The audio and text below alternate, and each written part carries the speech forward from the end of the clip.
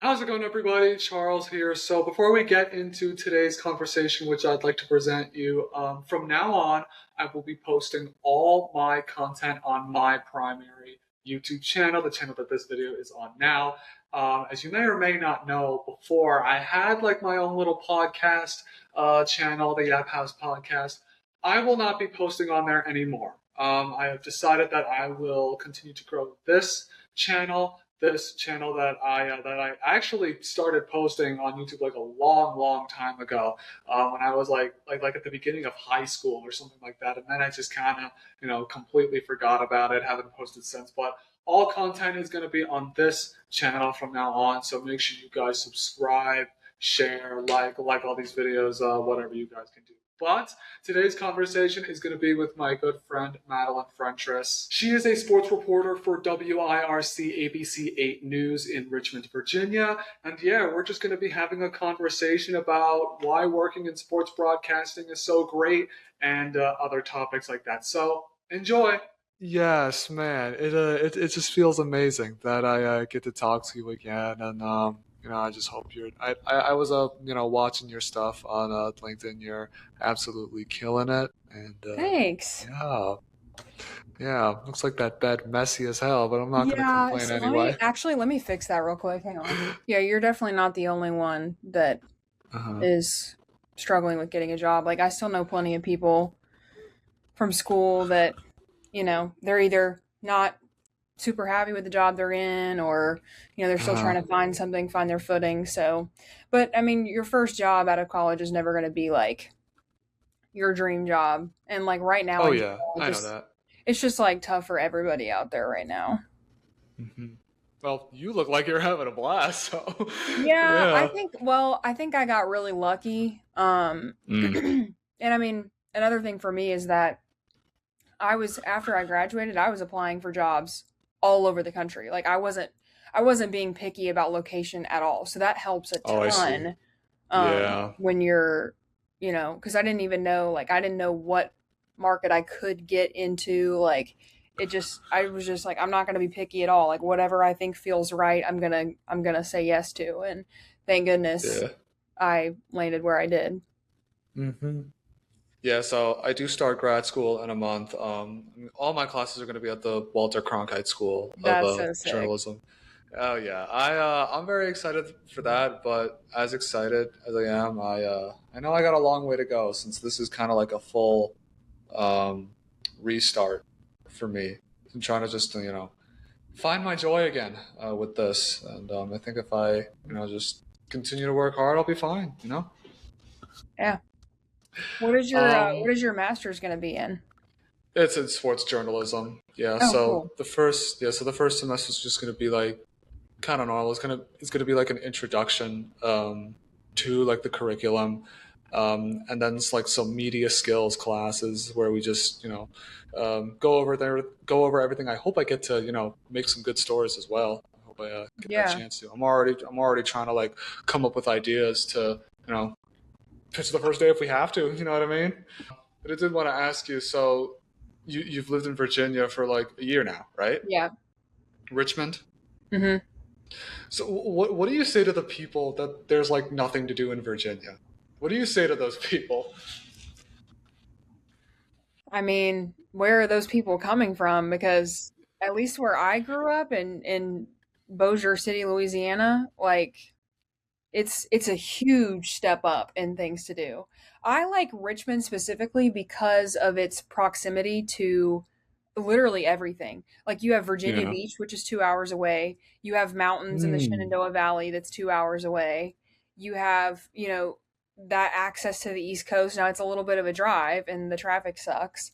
But like Mhm. you're 2 hours away from Washington D.C., where there's a ton of stuff to do. Oh wow. So it maybe Richmond itself isn't like, you know, the biggest city in the world. There's not a whole lot to do. There is, I think, from, at least coming Yeah. from Louisiana. But I mean, for people who are like coming from another big city perspective and they're like, oh, Richmond's kind of, it's a little bit smaller. I would say that it's the proximity of it to everything that makes it so cool for sure. Hmm. And like Richmond, the city itself, it's like coming from Louisiana where there's like a whole lot of like culture and the food and like the it's Richmond is a very like historic and Oh, I bet. like charming like older, I mean it's one of the oldest cities in the US. So there's a lot of history here, there's a lot of culture here. There's a lot of art, like the art scene is cool, like the music scene is really cool. The food scene's good. I mean, not as good as Louisiana, but you know, Yeah. you're not going to beat Louisiana, but um Yeah. yeah, no, I mean it's I would say there's plenty to do, and I've been very happy here. Hmm.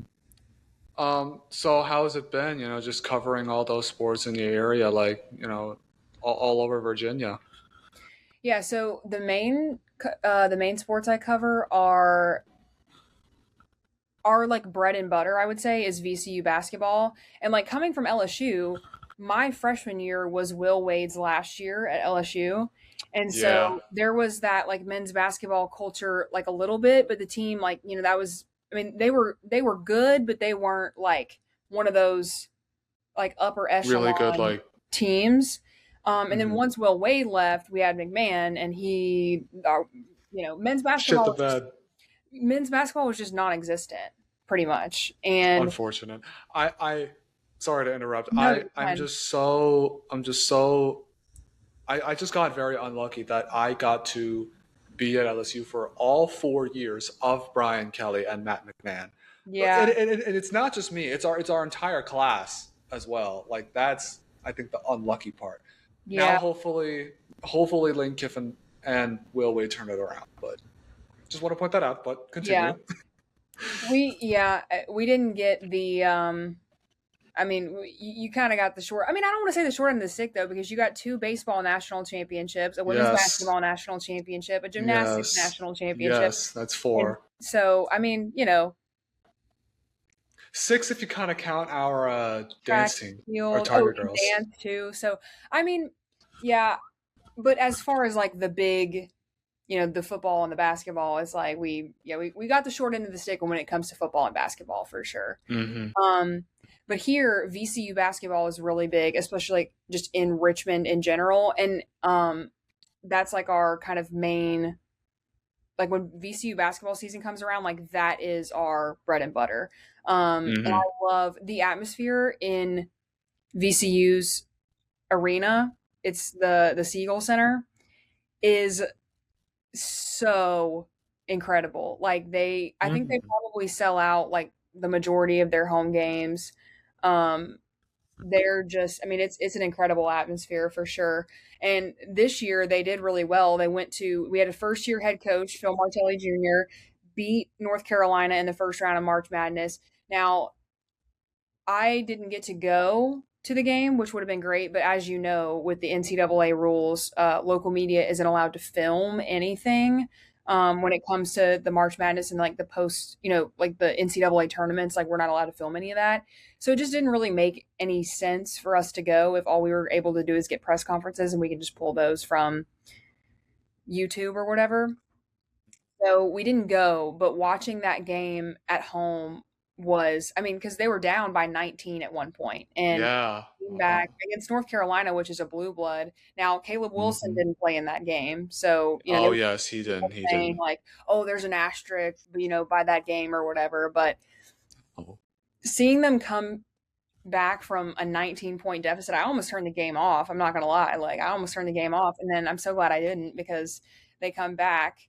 And this year, they were able to retain all of their players with eligibility except for like four. And then three of those were guys that didn't play. And then one was the guy that kind of fueled that 19-point comeback. Or he's a guard, Terrence Hill Jr. He's now going to be at Tennessee. Oh yes. So Yep. Yep. Yep. Yep. I'm excited to see how he fares on that Tennessee team. Um, and he'll definitely be missed. But we have a lot of new pieces coming into, and Phil Martelli Jr. is an awesome coach. Like just, you know, you never know what you're gonna kind of get when, you know, you have a new coach. And obviously I was new coming in, so like Yeah. he didn't know any of us. Like I didn't know him. But he's just a super chill, down to earth kind of coach. So that's our bread and butter. And then we also have Richmond, the University of Richmond.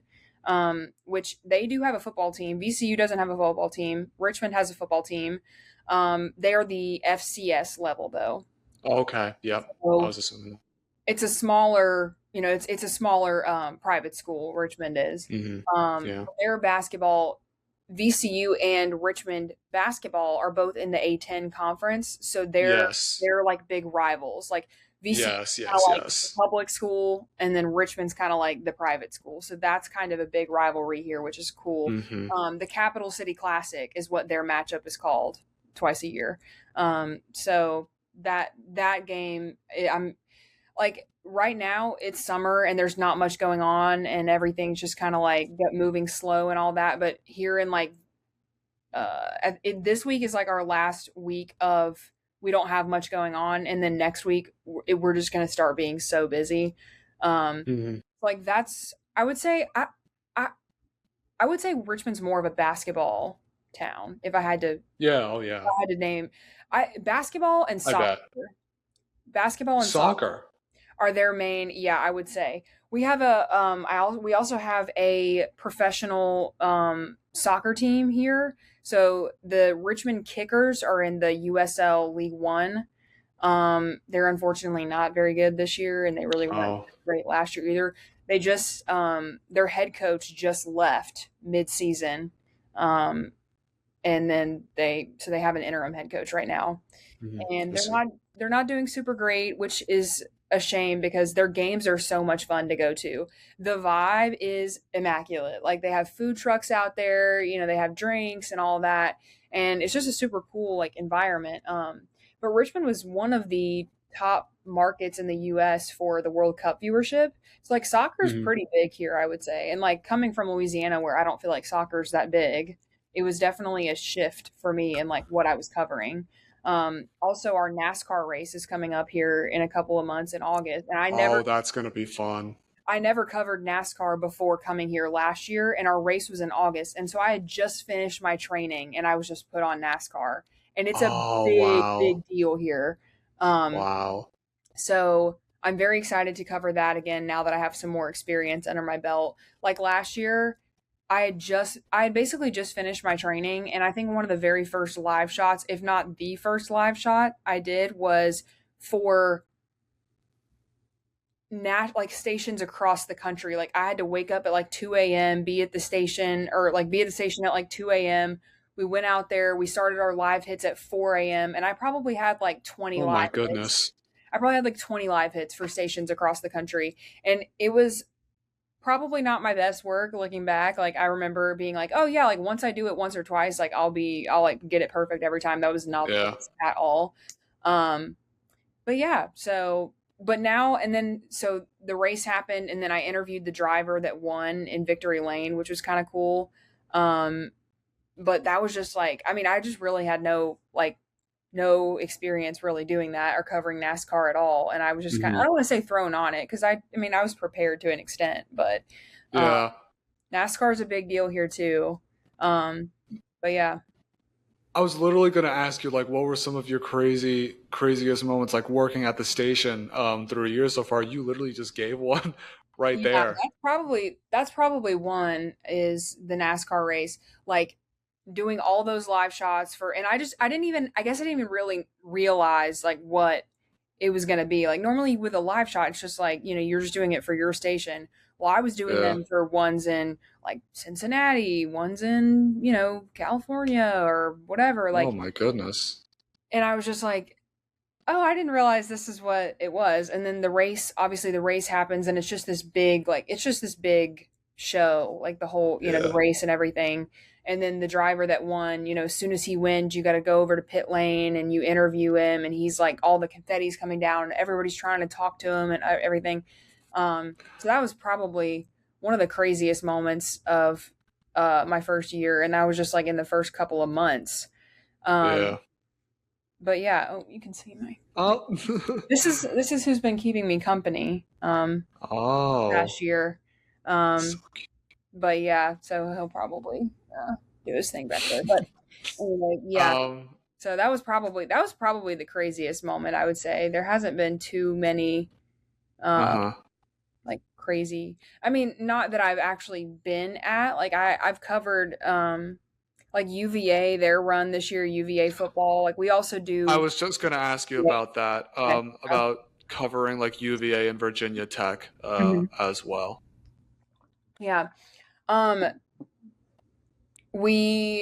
so UVA, when I got there, like I didn't know a whole lot about Virginia sports in general, just because like I never really, I mean, we don't have a NFL team or any like professional, so I didn't really pay attention to like Virginia specific sports. I mean, I knew that Virginia basketball had won a championship not that long ago. Yeah, And I did cover a couple of UVA basketball games. I covered I UVA saw Virginia that. Tech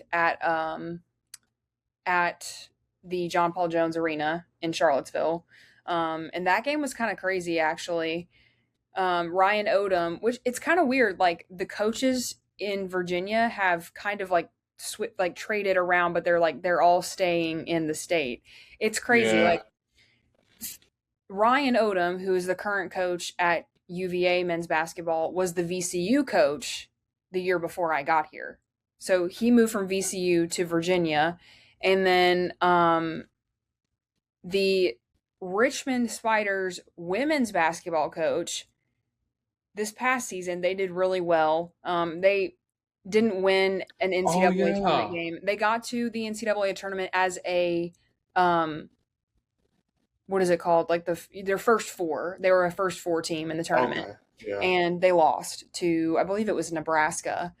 Um, but they had a really good year for like their standards. And the coach at Richmond is now the women's basketball coach at UVA. So Wow. a Wow. lot of like sticking within the state, and kind of moving up from these like mid majors up to the power conference with the coaches. Yeah, because didn't UVA women's basketball upset two-seeded Iowa last year? Yes. Yes, they did. That's The and then UVA they women's team did really well in the tournament. Their coach, I never covered a UVA women's basketball game in person, yeah. but their coach was let go, and it actually Mhm. broke. We have so another team we have here is the Richmond Flying Squirrels, which I know I'm kind of jumping all over the place, but they're the Double It's A fine. affiliate of the San Francisco Giants. So I've never covered minor Oh, I league didn't even know that. or I never covered minor league baseball before I was here either, Yeah. which I kind of like know the gist of it, but it's so I didn't expect much, and we had the Diamond, which was our like the stadium that they used. But Yeah, yeah, this yeah. year we got a new stadium in Richmond called CarMax Park, and so that was a huge Oh, story and a huge deal coming into like this season. So we had opening day of the Squirrels season this year, which is a really big deal. And during our live, we had a whole like live special show out there for mhm. opening day. During our live show, like right before me and my sports director were supposed to go on and like have a little chat about, and we were basically going to do a sports block while we were out there, like live. The news Yeah. broke that the Richmond women's basketball coach was going to UVA, and so obviously that's a big Mm. story because we cover both teams.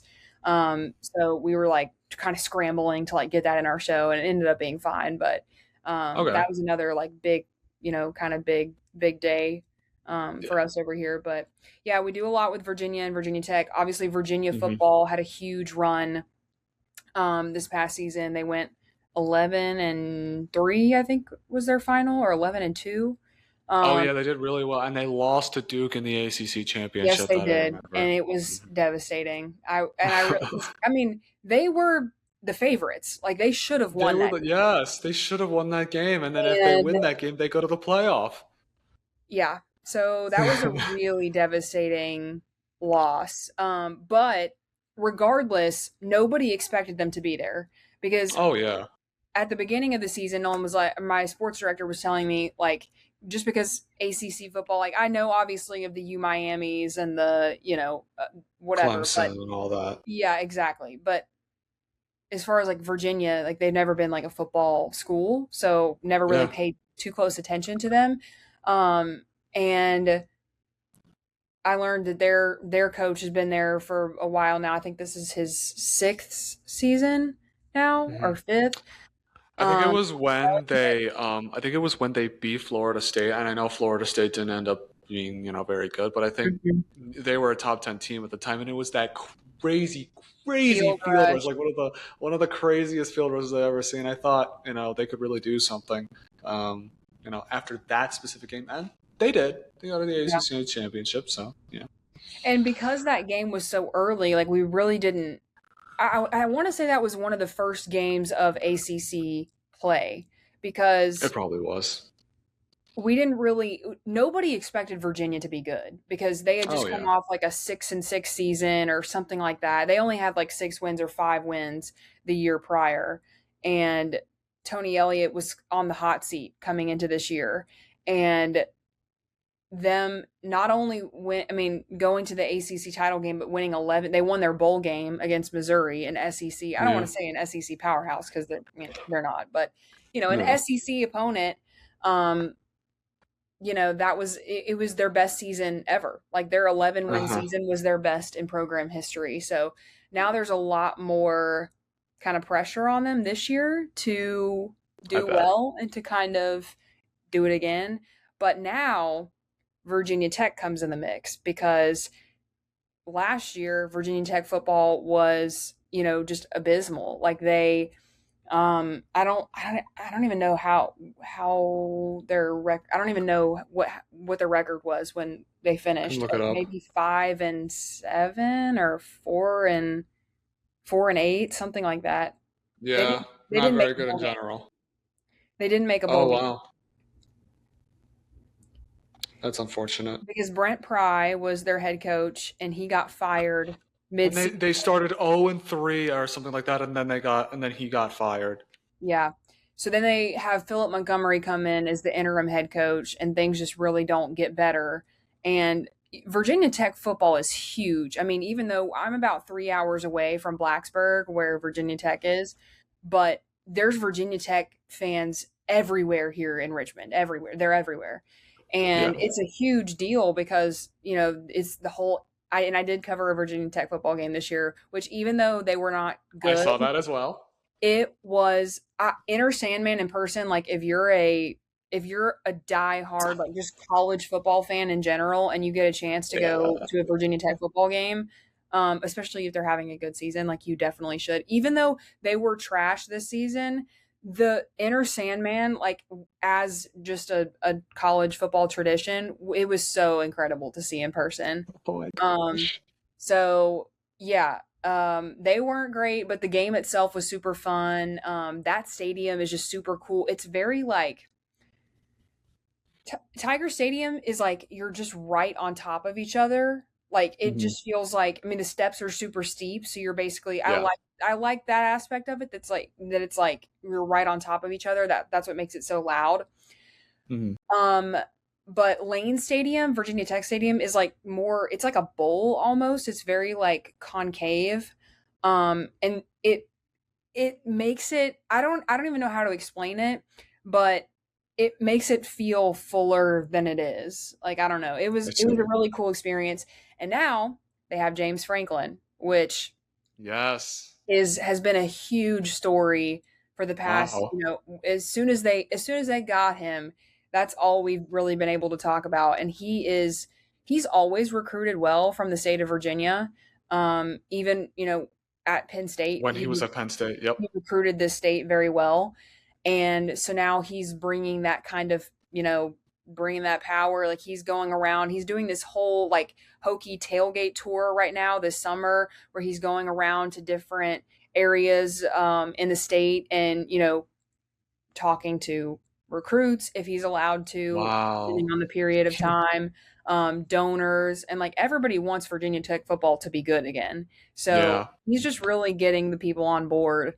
And I'm really, really excited for their year, especially because obviously the storyline with James Franklin at Penn State was he can't win the big game. Well, I Yep. feel like Yep. Yep. at Virginia Tech, like when you're now in the ACC as compared to the Big Ten, There's a lot less like big.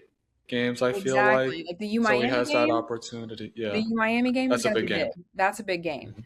Um, but a lot of these other opponents, like when James Franklin was at Penn State, I feel like are very beatable.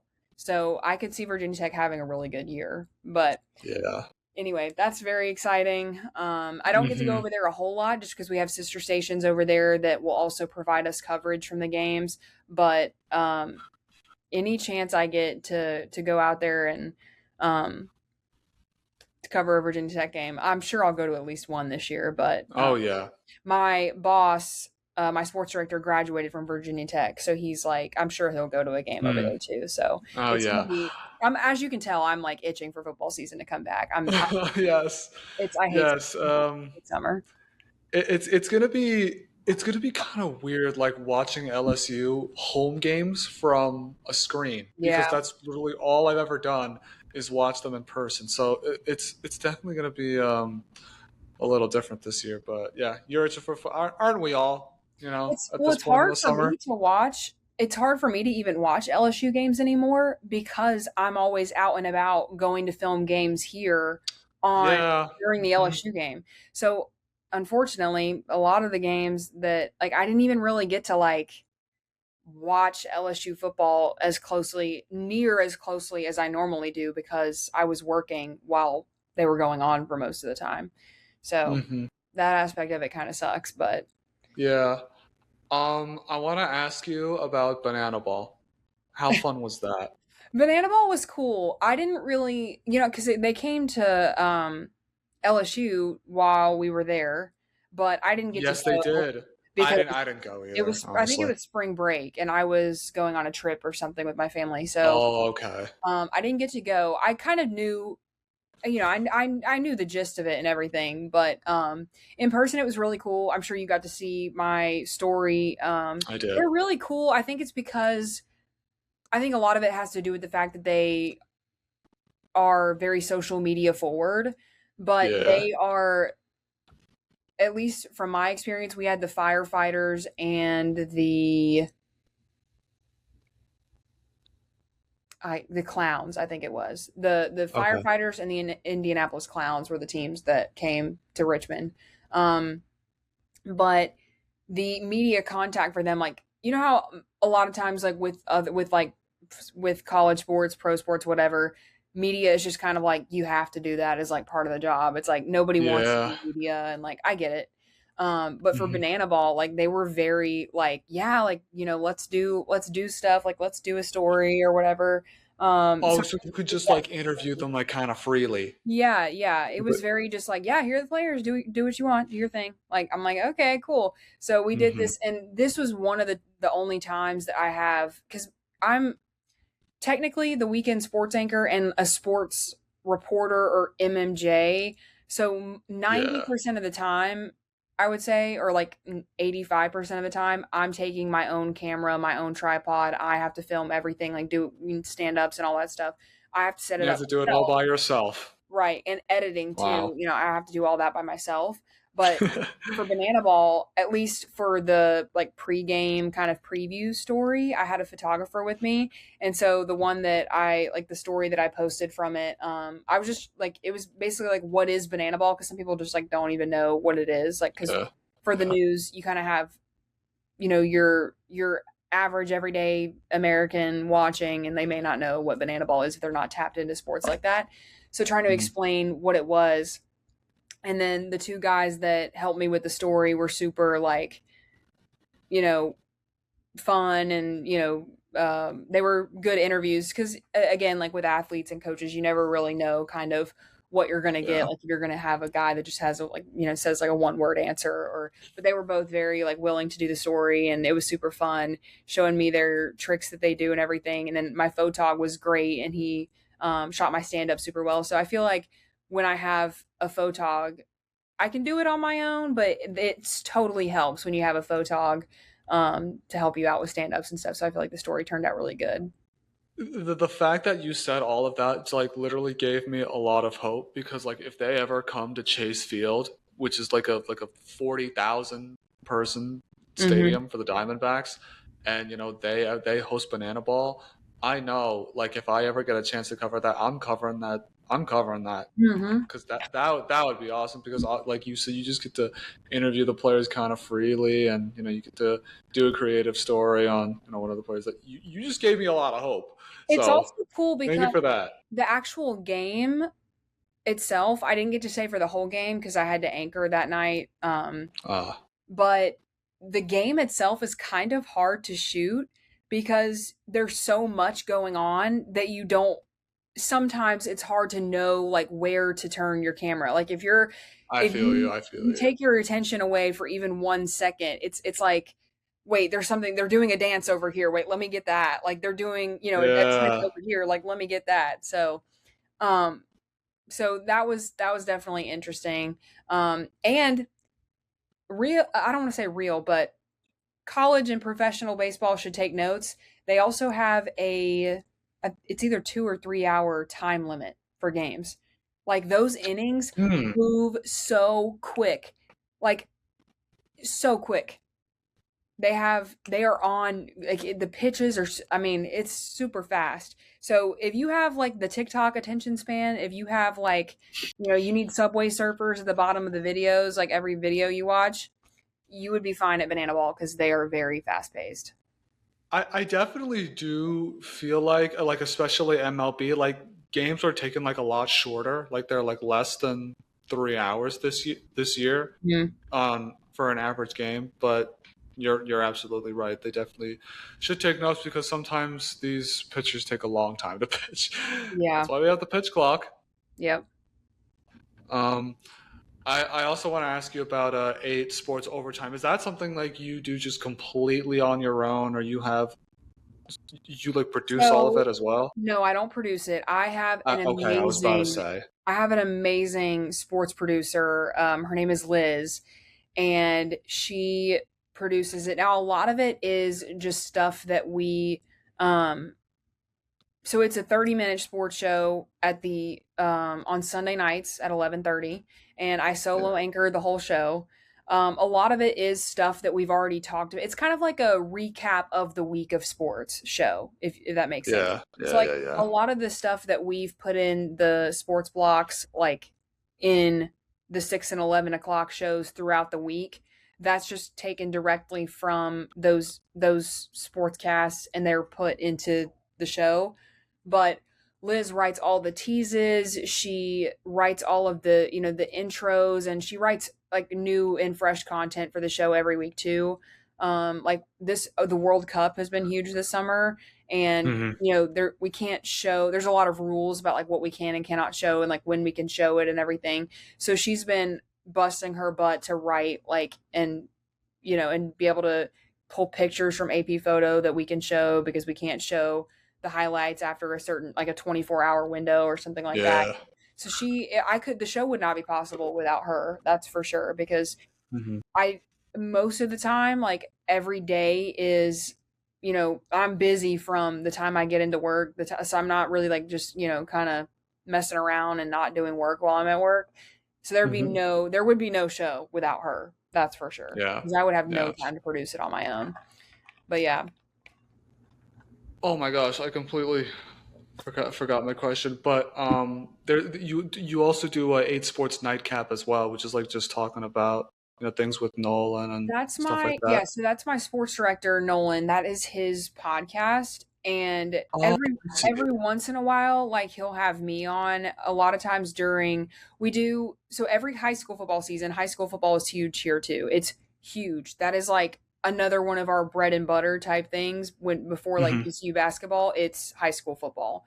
So Hmm. every Friday night during the fall, we do 8 Sports Blitz, which is our high school football show. It's the last 15 minutes of our 11 o'clock newscast on Fridays during the Uh-huh. fall, during the football season. Yeah. And Nolan and so last year, what we did was we had a game of the week every week, and I Mhm. would do a preview story of the game of the week in the beginning of the week, and then on Friday, I would go to the game of the week and I would do a package from it. And I would Yeah. literally edit in my car, in the news car, edit in the parking lot and send it in. Because, high school football games, like, they start at 7, they end around like 9-ish. Yeah. And then once you get the coach for an interview after and you do your stand-ups, it's like 9:30, 10.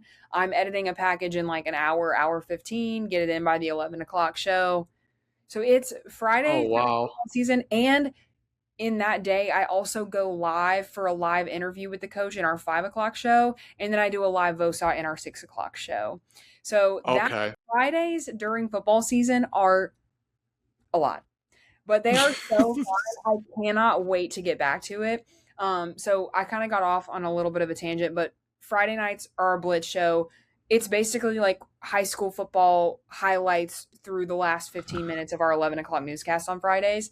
And that's Yeah. super fun. And then after, I think it was 8 weeks or 9 weeks or something like that. I think either the ninth or the 10th week, I didn't go to Game of the Week anymore. I went in studio, and Nolan and I anchored the show together so we could kind of like I see. bounce off of each other, and it wasn't just Nolan throwing to me for a package. So I kind of got a mix of both. I got to go out and like stay at a game, get the storylines of one specific game, and like do a story and focus on that game. And then at the end of the season, I got to go back in studio, edit a whole bunch of highlights from different games I was at, and then anchor the show with Nolan. So that was pretty cool that I got to do both. Yeah. And then 8 Sports Nightcap, like I was saying, is his podcast. And so every once in a while, he'll have me on.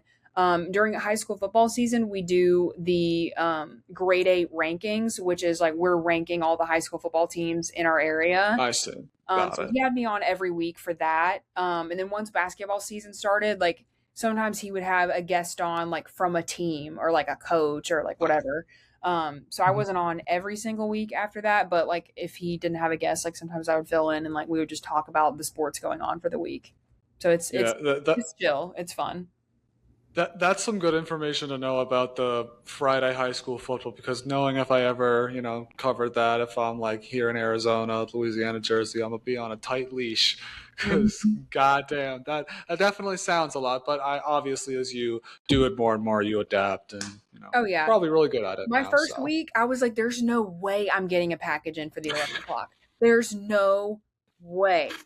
And I uh, somehow I did uh, it. Stop it. He's cleaning himself. He's bathing.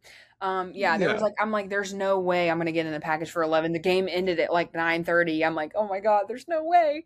But it, you just, once you get into this business, like you just find a way. Like yeah, it may not be perfect. Like there may be it may not be the best package in the world, but you're gonna get it done for the 11 o'clock show. Like you're gonna find a hmm way. So yeah.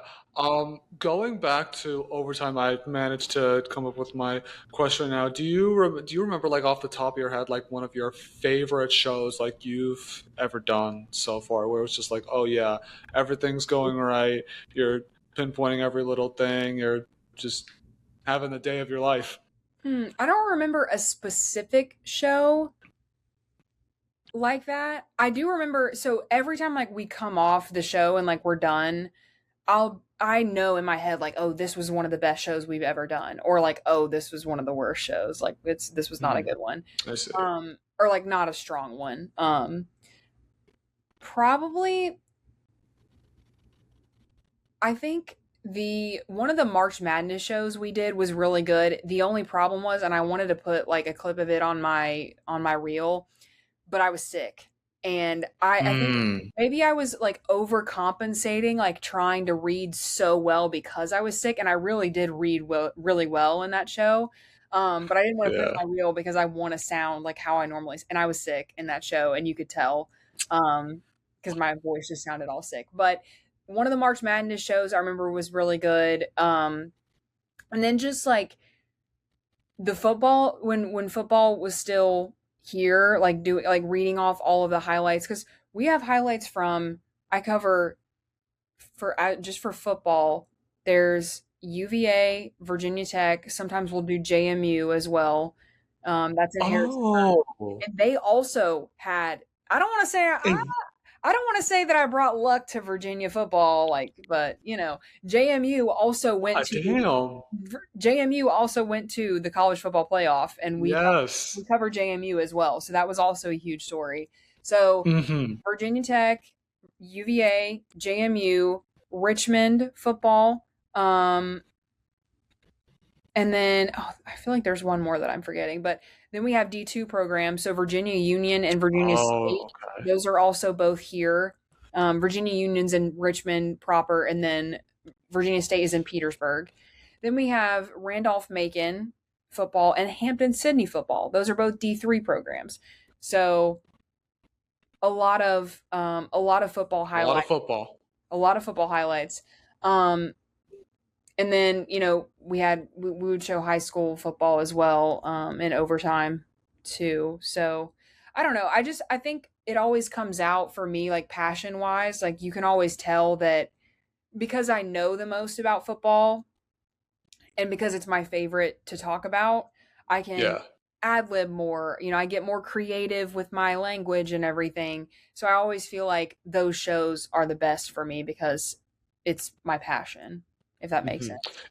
But If you like know so much about football and you love talking about it, who's your Super Bowl pick this year? Like we gotta talk about that. oh, way too early predictions coming in. Way too early predictions. Like, come on now.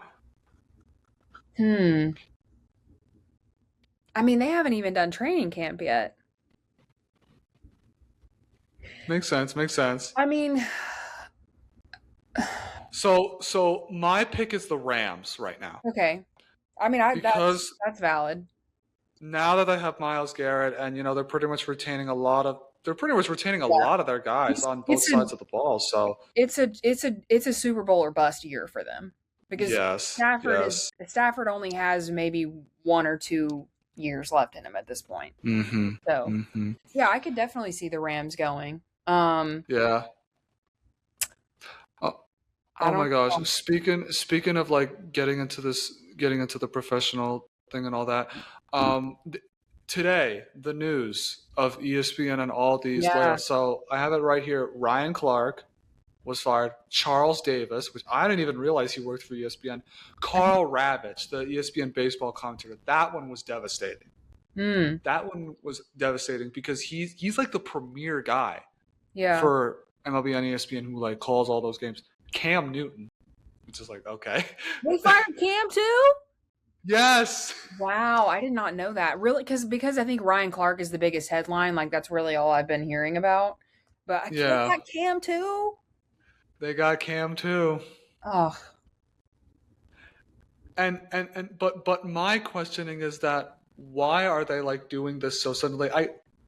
I didn't even realize they did like these kinds of layoffs every year until now. Like who got fired last year? Like I have no clue. So I don't know.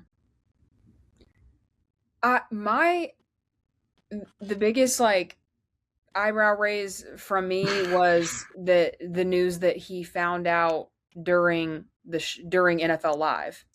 yes, and how a lot of these guys are finding out like on social media Yeah, or something like that instead of like telling it to their face of hey, we're yeah. letting you go. Thank you so much for all your hard work. Like the business is cruel. Like that just tells you how cruel No one is this safe. Like business can be. if anybody that I thought was like, oh, they're safe, like Ryan was probably up there, like way up there on the list. Like I mean, it felt like he was Mhm. kind of in everything. Like he was very involved, and so I'm like, surely he would be safe, but I guess apparently not. not. hmm let's see. Oh my gosh, Larry Parpart. I saw that story you did on that. What was that experience like? Because that had to seem like kind of new for you. I feel like. Doing like the feature kind type story. Yeah. hmm Yeah, I feel like in college with Tiger TV, like being sports director, I didn't really get to do a whole lot of like featurey stories because I was doing more of the like administrative kind of like, organizational type stuff and like delegating the feature type stories to reporters. Yeah. And so coming out of school, I didn't really have a strong feature story that I like would put on a reel. But this story kind of came about. We get a lot of emails about like, oh, you should do this story on this person or whatever. Oh, I see. Which is really nice because still like even though I've been here for a year, I'm still really trying to figure out like what the community cares about, who are the strong figures that I would want to do stories on. Like it's kind of hard to figure that out when you don't know anything about the area. Hmm. So somebody emailed us about him.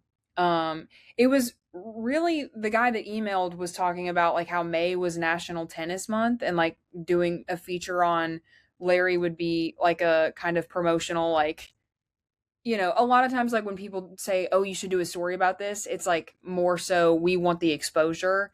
But Hmm. I ended up there was just no time in May for me to do the story, so I did it in June and I I just see. I just took the idea basically without I mean, I still did the story. It just wasn't National Tennis Month focused. But Hmm. anyway, he getting in contact with him was actually a little bit difficult and I didn't realize it until we did the interview.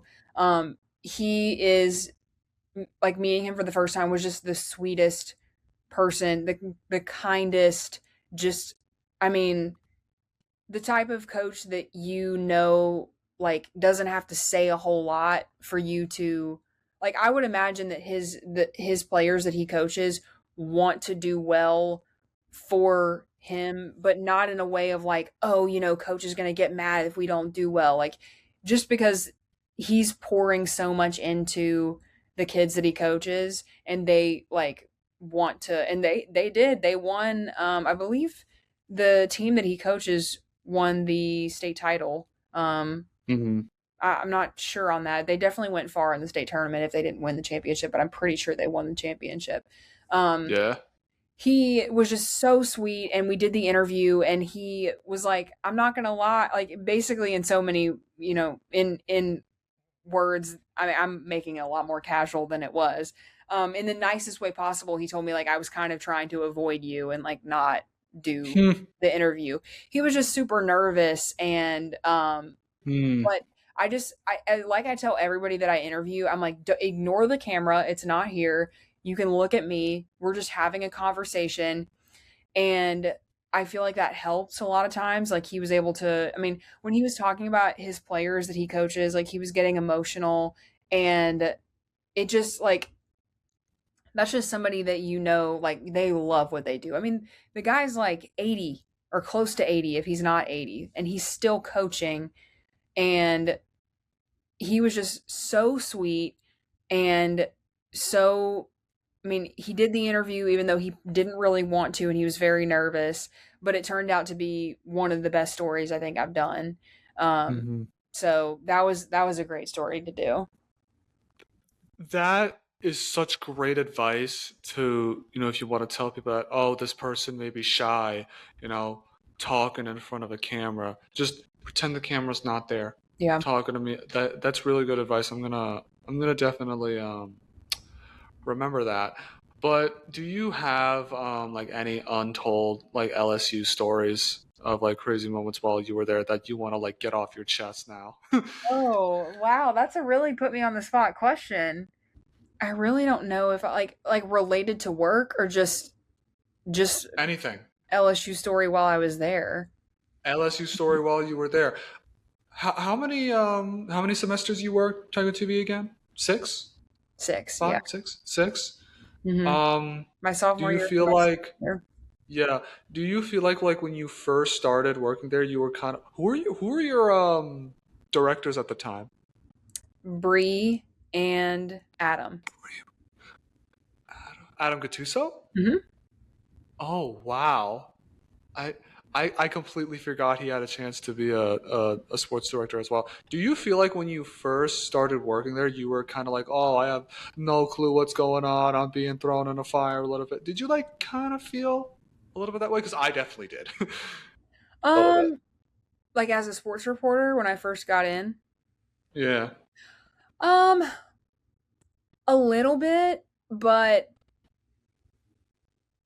I feel But like I learned very quickly. yeah, I it was did like learn very you learn quickly quickly or you because just yeah.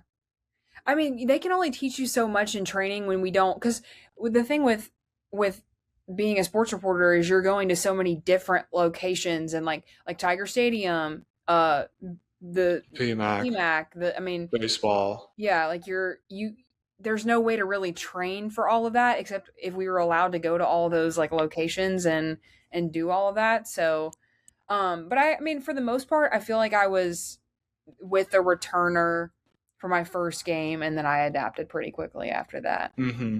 Another thing is that with all these guys that work in the sports department, it's like their ball knowledge is like freaking insane. So like how do you feel like your ball knowledge has like developed over time? I mean, I bet like when you first like arrived in Virginia, did you know a whole lot about Virginia sports at all? Like where did you stand before like when you first arrived with Virginia sports to now? I mean, I'm Oh my assuming you god, pretty much it know everything now. complete 180 for sure. Like, I Hmm. mean, growing up, really all I watched growing up was football, LSU football and Dallas Cowboys football. That was really it. And being a non-athletic person myself, like my knowledge outside of football was not like where it should have. Now in college, I learned a ton more about basketball, a ton more about baseball, a ton more about gymnastics, all the things. And oh my god, now I'm learning more about NASCAR, more about soccer. Like it's um definitely that's one thing that I am like always trying to do is always trying to learn more about Yeah, yeah. every sport because one day you're going to be sent out like golf.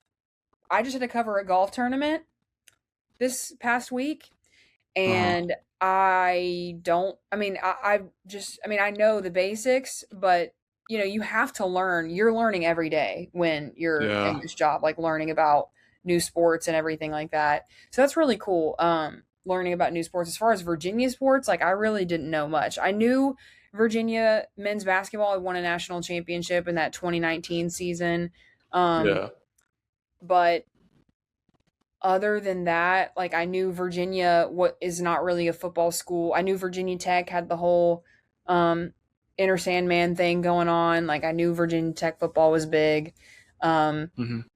but as far as like the mid majors here, VCU and Richmond, I didn't know anything about them. I had to learn about them. And that's like something cool where, you know, in my first year, now that I kind of know, I can really kind of get into more of the details and like it's fun to now know what teams I'm covering like oh I saw them last year I'm like watching them develop these players develop like oh he wasn't that great last year but now he's breaking out as the team star like that's why I'm really excited for year 2 specifically is that now that I kind of know the ropes I get to kind of perfect my craft and follow the storylines and I feel like I'm more of a part of it as opposed to like an outsider. And that's one of the reasons why I'm just like so excited to be here because we got the Suns, we got the Diamondbacks, got the Cardinals, and you got all these college teams, U of A, ASU. ASU has freaking hockey, which I'm so damn excited about. Yeah. Oh my god. Because, like, obviously, I think I told you hockey was my first sport that I Mhm. watched when I was a kid. And oh my gosh, I gotta get to a freaking ASU hockey game. Because the Coyotes used to play there. The Coyotes used to play there when their Well, ownership group was. ASU has like like ASU has their college hockey team. Like that it's not like I'm sure LSU probably had one, but they were just a club team, I would imagine. Yeah, yeah, I think it's a club team. And there's also, like, that Zydeco team, which I didn't watch a single game of. Yeah. But yeah, ASU has their own team. They compete against, other teams. I don't know exactly like what conference they're in because like I never would have thought that they would actually have a team until I discovered them like a couple years ago. So yeah. Mhm. Let's see. So obviously we've been in the SEC our whole lives. There was news today that it's like a possibility that the SEC is like breaking away from the NCAA, which is very fishy to me because it's like, what are we doing here? And I saw all these comments where it's like, oh, it's just greed of like money and from all these people and things like that. It's like, what does that mean? Like breaking away from the NCAA. Yeah. What? I'm still trying to figure that out. Yeah. Where did this come from? I don't know because I think SEC Media Days started yesterday, and then Oh, yeah. That they would make. started yesterday, and then all of these things are just coming out. All this nonsense is just coming out. I'm like all over Twitter. Are you on Twitter sometimes? Oh yeah. You're like all over it. I'm on. Oh yeah, yeah, yeah. I don't do the tweeting because I'm a very non-confrontational person, and I've seen firsthand that you can get confronted for anything on Twitter. Like you could just say Yeah. like the sky is blue, and people would argue with you on Twitter. So I don't really post except for if it's like I go to a lot of like high school commitments and like Oh, okay. I like posts about commitments or just like basically just stories that I'm out on, like if a team, if one of our local teams wins a championship or something like that, I'll tweet it out. But as Yeah. far as like tweeting my personal opinions on Twitter, absolutely not. But I I'm think on it. I see other people's opinions. Not I'm not. yeah, yeah, and I'm like, oh, what the hell are you talking about? Yeah. And shit like that. Twitter is a dark place. Twitter is a dark, It is, bro. especially sports Twitter. Sports Twitter is a dark place. So I'm not really trying to get involved with that. What? This is one of my questions here. Why do you believe that working in this sports broadcasting business is harder than it looks? Ooh, well, for one thing, at least from at least in my personal experience, the schedule is insane. Now It's all over the place. during football season, it gets a little bit better because I know what my 2 days off are going to be every week. My weekend on or during football season is Wednesday and Thursday. Those are my off days. So that's my weekend. And I know that that's going to be the case because on Monday and Tuesday, I'm doing my preview story. On Friday, I'm covering high school football. On Saturday, I'm covering college football. On Sunday, I'm anchoring and doing 8 sports overtime. So Wow. um, I know what my schedule is going to be. So that's why, and that's another reason why I love football season is because I know what my schedule is going to be. Yeah. Whoa, sorry, my laundry's done. Or my, but yeah, during the summer, another reason why I am not the hugest fan of summer is because my schedule is never, a lot of times it's not the same. So like I'll Yeah. go, like there was a point where I worked 9 days in a row, I think it was, Hmm. because it was like, I had to do 2 half days rather than a full day of work because there was something going on a Tuesday and something going on a Wednesday. It just worked out to where I was in the office at some point for 9 days in a row. And that's like kind of crazy to somebody that, just works like a normal corporate 9 to 5. And then, it's a lot of times like my normal hours are supposed to be 2:30 p.m. to 11:30 p.m. But a lot of times, like tomorrow, I have to go in for this media availability at Richmond Raceway for a NASCAR driver, and it starts at Hmm. 11. So you kind of it's hard to maintain a regular schedule when you don't have a regular work schedule. So that's just one of the reasons why it's harder than it looks. Yeah. And speaking of the schedule, I know you have off days. I know you have off days. But we talk about all the time about balance, balancing your work Yeah. and doing other things, your hobbies you love doing. How do you do that? How do you do that right now? I mean, obviously it's probably a lot easier since there's not much going on in the summer, but when it's like a really busy season like football and all that. Well, I'll be honest, I'm not great at that. Because Mm. I'm so passionate about sports, like a lot of times I get I never wake up and think to myself, I don't want to go to work today. Like Oh, yeah, during yeah, my yeah, yeah. whole year of being here, I've never woken up once and been like, "Oh, I don't want to go to work." So, I feel like when you're talking about like hobbies and stuff like that, that's things that you like get enjoyment out of like outside of work. And like I Yeah. get enjoyment by going to work.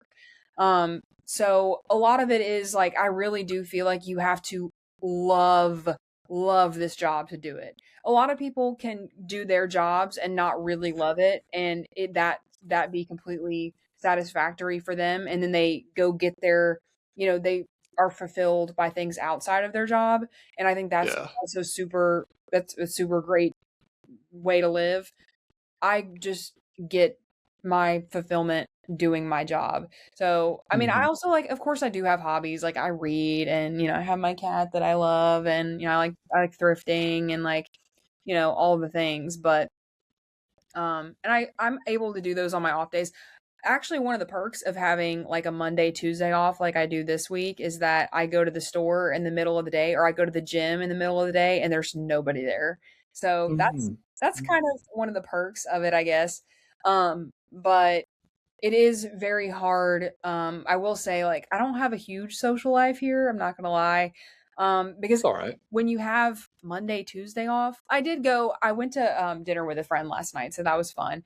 Okay. And she, Okay. Yeah. she's my sports producer, Liz. She has Monday, Tuesday off too, Oh. so that was why we were Okay. able to do that.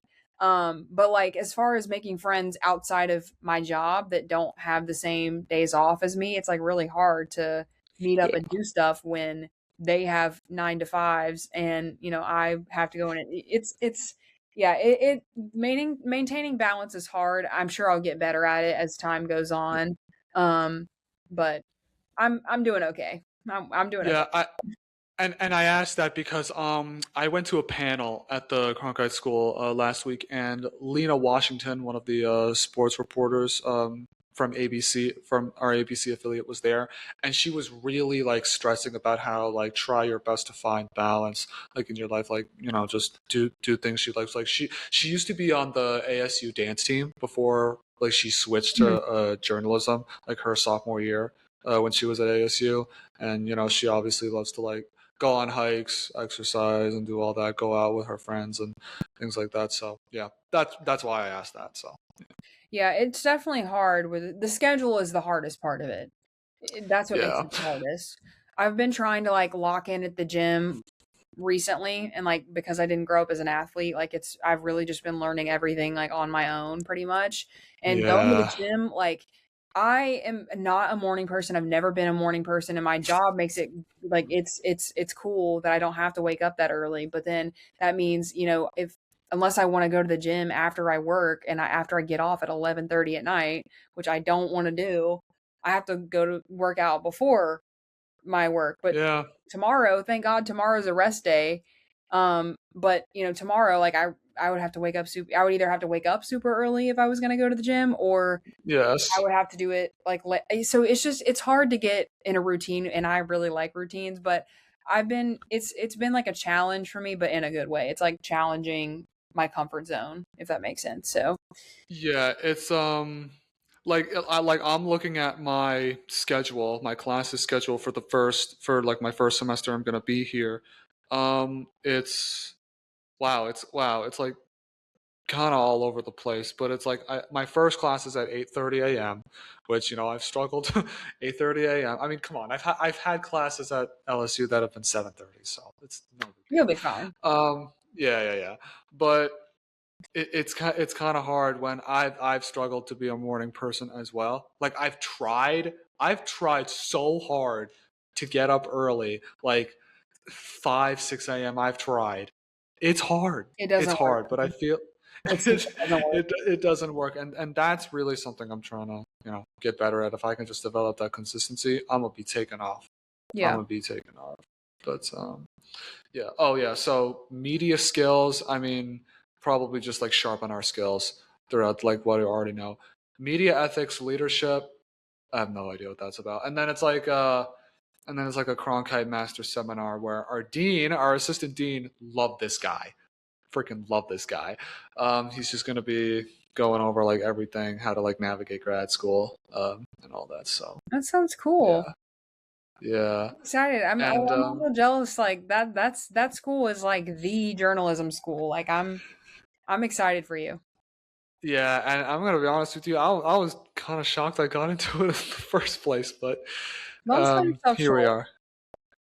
I'm sure, and also I would imagine that going to LSU probably, I would assume that it helped like on your application. Like I'm sure they recognize that the Manship School is like also a great school, and like it probably set you up really well for, I would imagine, set you up really well for what you're going to get there. The one thing, yeah, the one thing LSU definitely did was kind of change my attitude on how I approach things in a better way, because I'm gonna be honest with you, I had a lot of lazy days. I had a lot of lazy Oh, yeah. days while I was there. I mean, I bet we all have, Well, it's but college. Yeah. I mean, yeah, but now that I'm here, I kind of can't be. You know, one of my high school football coaches would always say, you know, don't be lazy because you're tired. Don't be lazy because you're tired. So yeah, it's like I said, I was kind of a little bit shocked that I got in, but obviously I'm very happy, and it's kind of motivating too, because yeah, this is obviously one of the best in the country. So yeah, you're going to learn a but lot. It's going to be an insane experience. you should when you get the chance, maybe when you're have like a week of free time, definitely come out here, bring your friends. We could go on hikes. Never been to Phoenix before. Okay, well, I will admit it does get very hot. Like it does get very Well, hot. yeah. Like it's gonna be like 115 this week or something. It's, That's how we uh, doing not in the summer. I mean, I just stay inside. I go for Yeah. like an early morning run, and No. I just don't step outside for the rest of the day. Um, but yeah, it's definitely it's beautiful. Like I don't you can't really see it, but like the mountains are like in the distance Cool. outside my apartment, and like I get this. Well, okay, this out here is like construction. My apartment is not really finished. Like there's a lot of construction going on Mm. um, at my apartment, which obviously I bet it's going to turn out great, because they're building like a rooftop bar Oh, that's on my good. Yeah. apartment, which yeah, which is sick. And we have this. I can show you around like my apartment. We have this like gorgeous pool, weight room. At our pool, we have pool parties like every 2 weeks. Oh, It's that's really cool. crazy. Is it And like I don't know if you college? Is it like college housing, like student housing? no. Oh, It's well, the Cronkite School building where I have all my classes is a 10-minute walk from here. oh, okay. So, but I mean this place does have some college kids too, but it's mainly like a full grown adult, you know, Mhm. professional apartment, um, and things like that. But yeah, I can definitely show you around. Then, um, damn, I kind of went over everything that's on what I wanted to go over here. Do you have any final words? Do you have any advice for people that or maybe just getting started in this business, or like want to pursue what you're doing now, sports broadcasting, and all that? Well, you really have to love it. If you try it and you don't love it, you should find something else because you can't do it and not love it because it'll just take everything out of you. But if you love it, it can be so fulfilling and um you have to learn how to take criticism and you have to have thick skin because we have people email all the time to our station if they don't like something. If they like Hmm. something, they'll email, but most of the time it's if they don't like something and they'll email. So you have to Oh, have okay. very thick skin. You have to be able to take constructive criticism. You have to be able to take all types of criticism. Yeah. Um, and yeah, you should always want to learn. Every day should be an opportunity for you to learn and get better. And a lot of times you have to put your pride aside and be open to learning new things and Hmm. doing new things and trying new things. So Yeah. it's like looks like Spook Oh, is hey, he woke up. He woke up. he woke up and then he went he went back to sleep. He, he's lazy. I pay pet rent for him. He pays rent and he's just very lazy. So Hmm. but yeah, you gotta love it, and you gotta be able to take constructive criticism. You gotta be able to take all types of criticism, and you have to have thick skin, and you have to humble yourself because you will get humbled. You have to prepare to Mm, get humbled, yeah. and you have to humble yourself and always seek opportunities to grow and to learn new things for sure. Yeah. Yeah, I'm definitely gonna save that last bit. Wise words from you.